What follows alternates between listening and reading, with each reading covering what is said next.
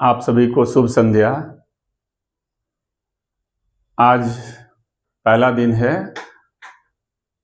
आज से हम लोग अपनी पढ़ाई को शुरू कर देंगे। कल जो वीडियो बना उसमें कई लोगों के फीडबैक भी मुझे मिले। चूंकि पहली बार कोई कैमरे के सामने खड़ा हो रहा है तो निश्चित रूप से थोड़ी बहुत दिक्कतें आएंगी। सीखने सिखाने का दौर चलता रहेगा, कमियां भी होंगी, उसे दूर करने का प्रयास भी करेंगे। और जिस तरह से स्नेह आप लोगों का मिल रहा है, ये स्नेह मिलता रहे। निश्चित रूप से डे बाय डे हर तरह से हम लोग बेहतर कंडीशन में दिखाई देंगे। मैंने जो भी क्वेश्चन सेलेक्ट किया है वो ये सोच करके कि यूपी टीईटी 2022 का जो पेपर हुआ था उन्हीं पेपर से मैं शुरुआत करूंगा और ऐसे ही 2021 एंड सो ऑन एक एक करके हम लोग पीछे पहुंचेंगे 2011 तक। कम से कम आए हुए प्रश्नों को अगर हम सॉल्व कर लेते हैं तो निश्चित रूप से हम लोग बेहतर कंडीशन में होंगे। मैं चैप्टर वाइज भी शुरू कर सकता था, लेकिन मैं सीधे प्रश्न पे इसलिए आया हूं कि यदि आए हुए प्रश्नों को हम सॉल्व करते हैं तो थोड़ा सा कॉन्फिडेंस लेवल भी बढ़ता है और ये भी मालूम चलेगा कि हमारा कौन कौन सा चैप्टर बेहतर कंडीशन में है और किस किस चैप्टर में अभी मेहनत करने की जरूरत है। तो उन चैप्टर्स को फिर हम और बेहतर तरीके से पढ़ेंगे। इजी टू मॉडरेट क्वेश्चन, सरल से कुछ कठिन प्रश्न की तरफ हम चलेंगे। शुरुआत में ही यदि हम लोग थोड़ा सा टफ क्वेश्चन ले लेंगे तो निश्चित रूप से एक घबराहट वाली कंडीशन होगी। इसलिए मैंने ये सोचा कि कुछ ऐसे क्वेश्चन लिया जाए जो लंबे गैप के बाद पढ़ने बैठे हों या किताब उठा रहे हों, ऐसे मित्र भी अपना कंसंट्रेशन बनाएं और उसमें इंटरेस्ट लें और समझने का प्रयास भी करें। आते हैं हम लोग प्रश्न नंबर 1। चूंकि यूपी टीईटी 2022 के पेपर के 4 सेट तो बने ही होंगे तो सबका क्रम अलग अलग हो सकता है। इस पेपर में जो मेरे पास संसाधन है इसमें 91 से शुरू हो रहा है। ये प्रश्न आप लोग अपने अपने सेट से खोज लीजिएगा। आते हैं प्रश्न नंबर 1 पर। प्रश्न ये है कि त्रिभुज ए बी सी के मध्य बिंदु क्रमशः डी ई एफ हैं। ज्ञात कीजिए निम्न में से कौन सा कथन सत्य है। निम्न में से कौन सा कथन सत्य है, तो इसके लिए हम प्रमेय है। पहले हम लोग प्रश्न का फिगर बना लें।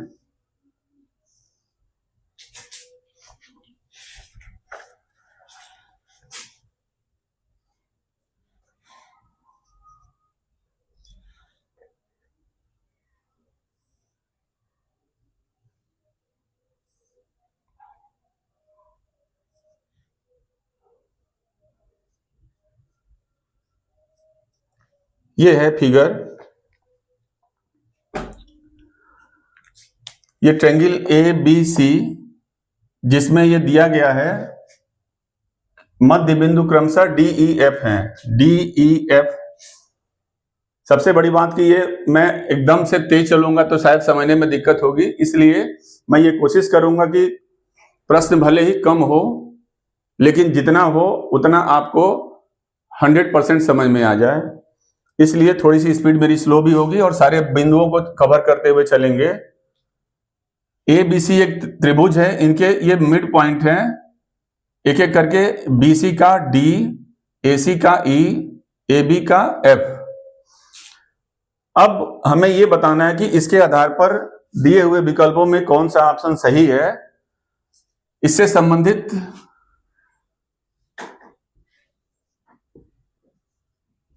एक प्रमेय होता है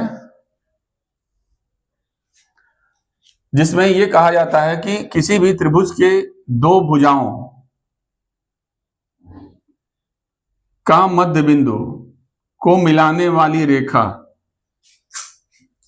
तीसरी भुजा के समानांतर तथा आधी होती है। मैं फिर से रिपीट कर रहा हूं। सपोज करिए ये ए हो, ये बी हो और ये सी हो और ये आपका डी और ये ई। ये त्रिभुज एबीसी है। ये दो रेखाएं हैं ए बी और ए सी। इनके मध्य बिंदु ये डी और ई। इन दोनों मध्य बिंदुओं के मिलाने वाली रेखा जो होगी वह तीसरी भुजा जो कि बीसी है इसके समानांतर होगी तथा इसकी जो लंबाई होगी वो तीसरी की आधी होगी। अब हम आते हैं प्रश्न पे। क्रमशः जब हम लेते हैं ए बी और ए सी तो इसके लिए जो एफ ई है वह बी सी के समानांतर होगी और लंबाई में आधी होगी। ठीक उसी प्रकार जब हम ए बी और ए सी लेंगे तो इसकी तीसरी भुजा ए सी होगी और जो हमारी जो दोनों के मध्य बिंदुओं को मिलाने वाली रेखा एफ डी होगी वह ए सी के समानांतर तथा इसकी लंबाई की ये आधी होगी। इन द सेम वे जब हम ए सी लेंगे और बी सी लेंगे तो इनके मध्य बिंदु ई और डी हैं। ये जो हैं ए बी के समानांतर होगी और इनकी लंबाई में ये बिल्कुल आधी होगी। इस प्रकार हम देखते हैं कि ये जो तीनों भुजाएं जो मध्य बिंदुओं को मिलाने वाली रेखा से मिलकर बनती हैं और एक त्रिभुज का रूप लेती हैं, ये सारी भुजाएं जो अन्य भुजाएं हैं इसके बराबर हैं क्योंकि ये इस पूरी लंबाई की ये आधी है। तो सारे त्रिभुज की जो भुजाएं हैं यानी डी ई और एफ, डी ई एफ, ये तीनों भुजाएं आपस में समान होंगी और सामने से किसी भी भुजा की आधी होंगी। इस प्रकार हम कह सकते हैं कि 1, 2, 3 और ये 4, ये चारों त्रिभुज जो होंगे आपस में समान होंगे, समान क्षेत्रफल के होंगे। ये कन्फर्म हो गया उस प्रमेय के आधार पर। अब आते हैं विकल्प में। पहला विकल्प है डी ई एफ का क्षेत्रफल बराबर 1/3 ए बी सी, यानी जो डी ई एफ का जो क्षेत्रफल होगा ए बी सी के 1/3 के बराबर होगा। यह इसलिए गलत है क्योंकि ए बी सी पूरा अगर त्रिभुज का क्षेत्रफल लेंगे तो इसमें 1, 2, 3, 4 ऐसे त्रिभुज बन रहे हैं और ये कह रहा है 1/3, इसलिए ये ऑप्शन हमारा गलत होगा। दूसरा डी ई एफ का क्षेत्रफल 1/2 ए बी सी, यानी पूरे ए बी सी का आधा होगा, ये भी गलत है। डी ई एफ का क्षेत्रफल त्रिभुज ए बी सी का क्षेत्रफल यानी दोनों बराबर होंगे, कैसे हो सकता है? ये त्रिभुज आपका डी ई एफ है और कह रहा है ये ए बी सी के बराबर होगा, ये कतई हो ही नहीं सकता है, इसलिए ये भी गलत होगा। लास्ट ऑप्शन जो बचा वही सही होगा और इसको हम करके भी देख लेते हैं। डी ई एफ का क्षेत्रफल बराबर 1/4 त्रिभुज ए बी सी का क्षेत्रफल, यानी कि ये जो डी ई एफ है यह ए बी सी के 1/4 के बराबर है। वो इसलिए है क्योंकि एक ए बी सी को अगर लेंगे तो ये कंप्लीट हमारा 4 त्रिभुज बन रहा है और उसमें से जो डी ई एफ है वो एक त्रिभुज है, उन चारों में से एक है, इसलिए ये कंप्लीट 1/4 ए बी सी के क्षेत्रफल के बराबर होगा। Answer is D. मुझे उम्मीद है कि आप लोगों को समझ में आ गया होगा। अब चलते हैं नेक्स्ट प्रश्न पे।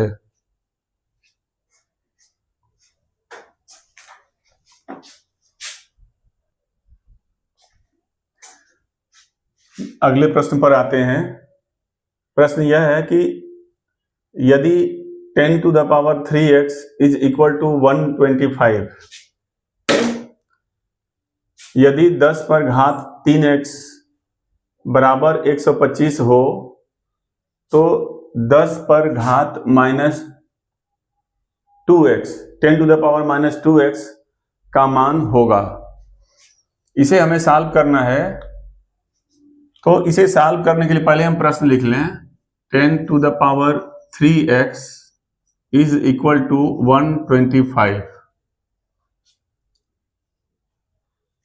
इसे हम लिख सकते हैं 10⁻³ is equal to 5 to the power 3, क्योंकि हमें ये पता है कि जब 125 का हम गुणनखंड करते हैं तो ये 5 × 5 × 5 आता है और सारे घात आपस में जुड़ जाएंगे जब आधार समान होता है। इसे मैं समझा दूं, ये 125 इक्वल टू 5 × 5 × 5, सबके घात 1 है और ये फार्मूला सबको पता होगा कि a to the power m into a to the power n equals to a to the power m plus n। यानी जब आधार समान हो तो घात आपस में जुड़ जाते हैं। यानी यहाँ पे अब हम 125 को 5 to the power 1 1 1 ये तीनों जुड़ जाएंगे तो 5 to the power हम 3 लिखेंगे। बिल्कुल बेसिक कॉन्सेप्ट को क्लियर करते हुए मैं बता रहा हूं। अब आगे यहां पे मैं इसको लिख सकता हूं, या 10 to the power x whole to the power 3 5 to the power 3। यहां पे एक दूसरा फॉर्मूला है, किसी भी आधार पर अगर घात m हो और उसका भी घात n हो, यानी एक डिफरेंट घात पे उस पूरी संख्या का फिर एक दूसरा घात हो, तो वो दोनों घात आपस में गुणा हो जाते हैं। यानी यहां पे इसको हम a to the power m into n पढ़ते हैं। उसी का सहारा लेते हुए हमने 10 to the power 3x या 10 पर घात 3x को अलग अलग करके 10 का घात x और टोटल का घात 3 इसलिए किया है कि हमारा जो घात है वो समान हो जाए। इसके लिए तीसरा फॉर्मूला होता है कि a to the power m equals to b to the power m। ठीक है, जब किसी भिन्न आधार के घात समान हो और आपस में दोनों का मान बराबर हो तो उस कंडीशन में आधार जो होते हैं आपस में बराबर हो जाते हैं। हमने एक फार्मूला ये बताया, एक फार्मूला ये बताया और एक फार्मूला ये बताया। सर्ट्स एंड इंडिसेज चैप्टर का ये प्रश्न है। उसी से ये तीनों जो फार्मूले हैं आपको याद भी रखना होगा, क्योंकि अन्य भी प्रश्न आएंगे तो वहां भी इसका यूटिलाइजेशन होगा। अब हम इसका सहारा लेंगे। यहां पे चूंकि इसका घात 3 है, 10 to the power x का घात 3 है और 5 का भी घात 3 है। आधार डिफरेंट हैं लेकिन घात बराबर हैं, तो इसको हम लिख सकते हैं या 10 to the power x equals to 5। यहां तक आपको समझ में आ गया होगा। 10 to the power x equal to 5 हमें पता करना है 10 to the power -2x। अब -2x लाना है हमें और यहां पे हमारे पास x है, तो हम क्या करेंगे कि दोनों के घात में -2 से गुणा करेंगे। दोनों के घात में -2 से गुणा करेंगे तो यहां पे हम लिख सकते हैं 10 to the power -2x equals to 5 to the power -2। अब हम लोग समाधान तक पहुंच चुके हैं, प्रश्न के उत्तर तक पहुंच चुके हैं। यही हमको फाइंड करना है और ये हमें मिल चुका है 10 to the power -2x equals to दिख रहा है 5 to the power -2। ऑप्शन में हमें दिख रहा होगा आपको कि इसके इक्विवेलेंट नहीं है, तो ये जो घात अगर किसी भी आधार पर घात माइनस में हो तो उसे धनात्मक करने के लिए हम उसे उसका व्युत्क्रम ले लेते हैं। यानी इसे लिख सकते हैं 1/5 का घात 2, जिसे हम कह सकते हैं 1/5 का वर्ग यानी 25। अब हमारा आंसर आया डी 1/25। हमने पूरा बेस बताते हुए क्वेश्चन से संबंधित जो फार्मूले थे उनका भी हमने डिस्कस किया और उसको शामिल करते हुए हमने उत्तर तक सबको आगे बढ़ाया, पहुंचाया। तो मुझे उम्मीद है कि ये भी प्रश्न आपको बहुत अच्छी तरह से समझ में आ गया होगा। अब चलते हैं अगले प्रश्न पर। आते हैं नेक्स्ट प्रश्न पे। एक वर्ग का क्षेत्रफल जिसकी एक भुजा 8 सेंटीमीटर है उस आयत के क्षेत्रफल के बराबर है जिसकी लंबाई 16 सेंटीमीटर है, तो आयत की चौड़ाई ज्ञात करें। कल कुछ लोगों का फीडबैक ये भी था कि कुछ ज्यादा ही सीरियस थे, तो इसका वजह ये कह सकते हैं कि शुरुआत है। आने वाले समय में धीरे धीरे जब यूज टू हो जाएंगे तो शायद यह बात कहने का मौका नहीं मिलेगा। तो अंडर ट्रेनिंग मान के चलिए और आप लोगों के सहयोग के लिए एक प्रयास मान के चलिए। तो इसलिए ये छोटी मोटी बातें तो होती रहती हैं, बट ज्ञान आप तक पहुंचना चाहिए। अगर समझाने से समझ में आ रहा है, रियली समझ में आ रहा है, तो इसका फीडबैक आप लोग कमेंट के माध्यम से जरूर दीजिएगा, जिससे कि मुझे एक हिम्मत मिले, ऊर्जा मिले और अगले क्लास में और बेहतर करने का प्रयास करें। चलते हैं प्रश्न को हल करने के लिए। वर्ग का क्षेत्रफल, सपोज करिए ये आपका वर्ग है जिसकी एक भुजा 8 सेंटीमीटर, यानी एक भुजा 8 सेंटीमीटर है, उस आयत के क्षेत्रफल के बराबर है जिसकी लंबाई 16 सेंटीमीटर, यानी ये आपका वर्ग हो गया, ये आपका आयत हो गया, लंबाई 16 सेंटीमीटर, इसकी एक भुजा 8 सेंटीमीटर है। हमें पता है इसका फार्मूला कि वर्ग का क्षेत्रफल बराबर भुजा का वर्ग। मैं जरूर ये कहूंगा कि आप लोग जो भी फार्मूलाज आ रहे हैं उन्हें आप कहीं ना कहीं एक जगह इकट्ठा करते चलिएगा, जिससे कि रिवीजन में आसानी हो।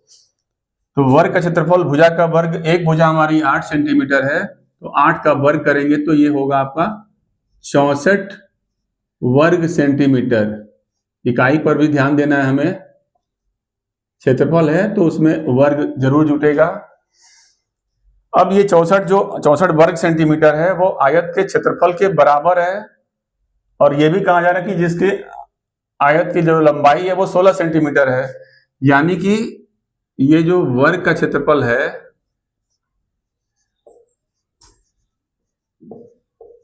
बराबर है आयत के क्षेत्रफल के।